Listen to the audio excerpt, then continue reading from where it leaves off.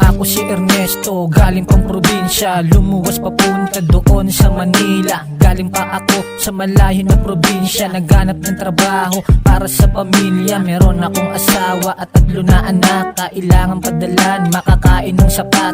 Dati din pala akong galing sa kumbento, kaya disiplinado, mabuti na tao. At ito na nga ako'y naging isang tindero, sakto lang sa padala ang aking sinisweldo. Para sa pamilya, handa akong ibigay, tiniis ko yung lungkot, hindi ako bumigay. Hanggang sa aking malaman ng iyong ginagawa, may iba ka na palang kinakasama lang iya.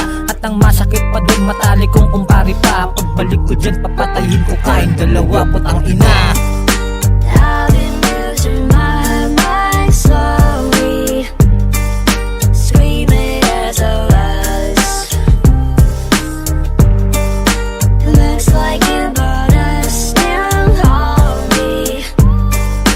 No way I can rest. At ito na nga ang araw na aking inaantay, nakasakay na ko sa bus, sabik na akong pumatay. Habang nasa bag ko na ang baril na gagamitin, hindi ko na magawa pang sarili ko ay pigilan. At ako'y nakababa na sa aking sinasakyan, agad ako naglakad papunta sa may tahanan. Naabutan ko na lang 3 kong anak umiiyak. Tinanong ko nasan yung ina, kasama papa yung kabit. Agad akong nagtungo sa kanilang tinutuluyan, naabutan ko na lang nakapatong nagkakailan. Huwag kayong matakot sa akin, si Ernesto lang ako. Parang nakakita tayo sa harap nyo ng multo. Sige, ito na lang makikipaglaro ako. Kapag nilabasan kayo, ibubutok-buto. Agad kong tinutok yung bakal sa inyong sentido. Pagsabayin ko na kayo, pares naman kayong talo, haha. I've been losing my mind slowly screaming SOS. Looks like you brought us down, call me. No way I can rest.